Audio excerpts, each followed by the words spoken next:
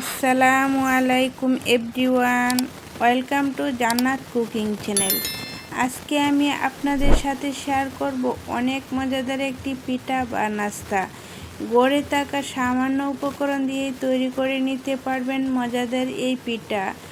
বাসায় যদি হঠাৎ মেহমান আসে তাহলে জট করে তৈরি করে নিতে পারবেন মজাদার এই পিঠাটি। মাত্র 10 মিনিট হাতে সময় থাকলেই তৈরি হয়ে যাবে এই পিঠাগুলো। আশা করছি রেসিপিটা সকলের কাছে খুবই ভালো লাগবে। পিঠা তৈরি করার জন্য নিয়েছি একটি ডিম, আর নিয়েছি হাফ কাপ চিনি, স্বাদ মতো লবণ। এখানে নর্মাল টেম্পারেচারে ডিম নিতে হবে, আর চিনির পরিমাণটা আপনারা যেরকম পছন্দ করেন সেরকম বুঝে দিয়ে দিবেন। এখন সবগুলো উপকরণ খুব সুন্দরভাবে মিশিয়ে নেব। চিনিটা যতক্ষণ পর্যন্ত ভালোভাবে গলে না যায় ততক্ষণ পর্যন্ত বিট করে নেব। এখন চিনিটা গলে গিয়েছে, এখন দিয়ে দিচ্ছি 2 টেবিল চামচ পাউডার দুধ। পাউডার দুধটা দিলে এই পিঠাগুলো খেতে অনেক ভালো লাগে, চেষ্টা করবেন পাউডার দুধটা দিতে। এখন দিয়ে দিচ্ছি হাফ কাপ সুজি দিলে এই পিঠাগুলো খুবই ভালো লাগে, আর এই পিঠাটা কিন্তু সুজি দিয়ে তৈরি করতে হয়। এখন মিশিয়ে নিচ্ছি ডিমের মিশ্রণের সাথে, আর দিয়ে দিচ্ছি 1 কাপ আটা বা ময়দা যাই হোক, আপনারা এরকমভাবে দিয়ে তৈরি করে নিতে পারবেন। এখন সবগুলো উপকরণ খুব সুন্দরভাবে হাতের সাহায্যে মিশিয়ে নিচ্ছি, মিশিয়ে ডো তৈরি করে নেব। মেশানোটা হয়ে এসেছে, আমি এরকমভাবে ডো তৈরি করে নিয়েছি। ডোটা একটু সফট হবে। এখন 10 মিনিট রেস্টে রেখে দিব। 10 মিনিট পর ডোটা হালকা একটু শক্ত হয়ে যাবে। সুজি যখন পানি টেনে নেবে তখন সুজিগুলো নরম হবে আর ডোটা একটু শক্ত হবে।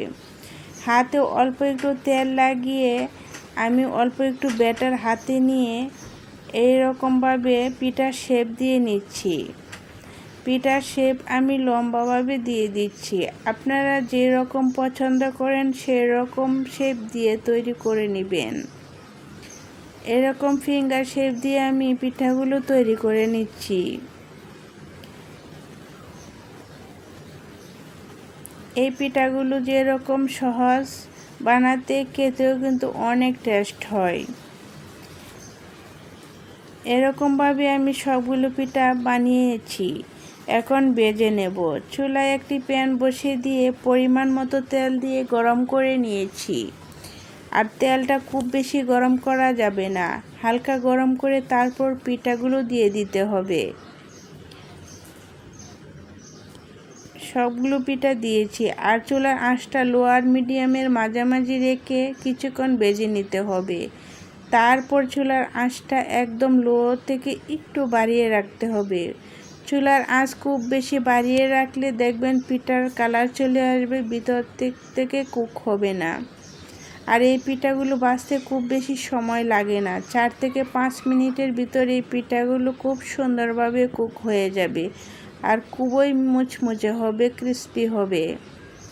দেখেন পিঠাগুলো খুব সুন্দরভাবে ফুলে উঠছে, কালারও খুব সুন্দরভাবে আসতে শুরু করছে। নাড়াচাড়া করে দিতে হবে বারে বারে, তা না হলে কোনো দিক দিয়ে কম কালার আসবে, কোনো দিক দিয়ে বেশি কালার আসবে, দেখতে ভালো লাগবে না। দেখার সৌন্দর্যের জন্যই আমি এরকম নাড়াচাড়া করে পিঠাগুলো ক্রিস্পি করে ভেজে নিয়েছি। সেম প্রসেসে আরও কিছু পিঠা ভেজে নেব। এই পিঠাগুলো কিন্তু খুব বেশিক্ষণ তেলে ভাজলে শক্ত হয়ে যাবে। পিঠাগুলো ভেজে নিয়েছি, তেল জড়িয়ে নামিয়ে নিয়েছি। আর পিঠাগুলো এখনও গরম অবস্থায়। দেখেন পিঠাগুলো কতটা লোভনীয় হয়েছে, আর খেতেও কিন্তু খুবই টেস্ট হয়েছে। আশা করছি আমার এই সহজ রেসিপিটা আপনাদের কাছে একটু হলেও ভালো লেগেছে।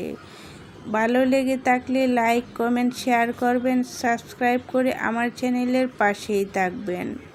আর এই রকম নিত্য নতুন রেসিপি পেতে আমাকে উৎসাহ করবেন। আমি একটা পিঠা ভেঙে দেখাচ্ছি, দেখেন পিঠাগুলো কতটা ক্রিস্পি হয়েছে, আর আলতোভাবে চাপ দিলেই পিঠাগুলো কিন্তু ভেঙে যায়। পিঠাগুলো খেতে এতই মজা হয়েছে, আপনারা একবার না তৈরি করলে বুঝতেই পারবেন না।